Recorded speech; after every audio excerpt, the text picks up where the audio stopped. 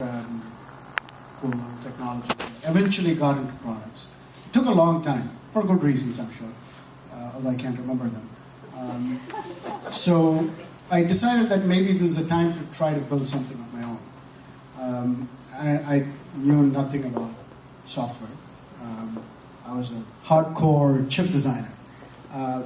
But one thing was obvious to me, that along with Moore's law that all of us know very dearly, the fabrication foundry cost also grows exponentially. By 2025, a foundry will cost $200 billion. So the question is, if that is the cost of a foundry, you really can't have scale of economics unless the hardware company plays a role in making some recurring revenue.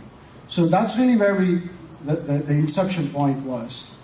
And that led to security, because security is a piece of, it has to be in hardware. Software-based security always has loopholes. So we started there and said, why don't we build a piece of hardware that provides security services, but make transactional revenue or subscription revenue when you build services on top of it. So that was the inception point, and we managed to stay true to that. Rest of it evolved. I don't know if I answered the question.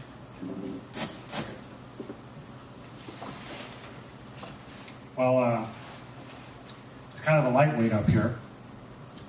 Being much smaller and much newer, it's easy, I can remember, because it's still happening. I think the most important thing, and it's kind of hackneyed to say it, but it's really true. And I assume there are entrepreneurs in the audience, and at various stages of their entrepreneurship. And passion will get you through more than anything else. And it's amazing what people can be passionate about. Whether it's mobile financial transactions, or it's this doodad up here, this QR code, which I'm very passionate about. Or great apps that navigate you to find a book or find your seat, and also I think really the most important part is, and Keo's passion is that he's got a vision that downloading a bunch of apps is really just not a reality. And a very wise person in town here, head of Mobile Portland, which is a group, like a working group, once said to me, always more people will not have your app than people do. And that's like a kind of a scary thing for somebody to say. And so, passion is really, really important, to be able to just every day keep that same focus and that same vision and say, I'm going to make this happen because I really believe in it. And if you can find people that are like-minded that will work with you and share that same passion, which we do here all over the world, but we do it really well here in America, then that's really, for me, that's what it's all about. Yeah, I think I agree with that. It's like passion, and I feel like also patience, because I don't know. You hear about things like, oh, this guy built something and he's now a millionaire or whatever, and you only hear about it because it only happened to one guy, and even the stuff that even the stuff that you hear isn't always true, right? Like with Angry Birds, right? That was like their 58th release, Like they've literally been making games since like 90 something, So I think patience is a virtue. For us, when we started, we graduated into 2001, and for people who remember that, it was like not a great. My co-founder literally had a job that he was going to go to, and he was packing his car to go to, and he got a phone call, and they were like, "Yeah, we don't exist anymore."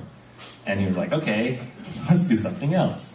And in I guess back to my point about passion and patience, our first year in business, between the two of us, we made $3,000, for the entire year. That's what we booked. So it takes a long time. It's hard, but if you love it, there's nothing better. Excellent answers. Any other questions from the audience? Go ahead, please. I have one. So for you, from an entrepreneurship basis, who are your competitors? What's your competitive advantage? And is that device over there unique just to you guys, so that you'll have to have that in each store, or is it something that's generic that you'll be able to migrate? Because, forgive me, I don't know if I think that you can. There are some barcode readers or whatever you can go into and pay for now. Is that correct? Yeah, that's correct. Sorry, finish your No, that's it. That's those three things, I guess, is the main part. Yeah, in terms of the transaction side, we're not unique to that reader. Those readers follow industry standards, and there are umpteen manufacturers that make them. The reason why it's not commonplace yet is merchants need a reason to put that because that costs money. We're giving them a reason to say your card will be accepted and you make better margins. If you ask the payment industry, they'll say, you know what, merchants just want to get paid, margins come secondary. Well, those days are gone, right? They're actively pursuing you to use their card and not a MasterCard or a Visa card.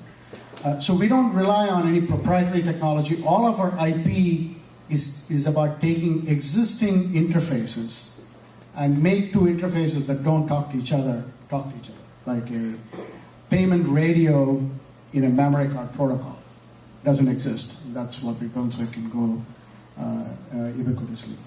In terms of competition, it's a very good question. The competition that keeps me up is the one that I don't know. Because this is a very nascent field, although we've been around for 7 years. The time constant of what it takes in the payment industry, it is a very competitive area. So that's part of the reason why we relied on at least having one leg of our stool, which is dependable based on the agreement you enter with the government to get the patents issued first. Then we came out to talk about it. So competition that comes and goes almost every other year.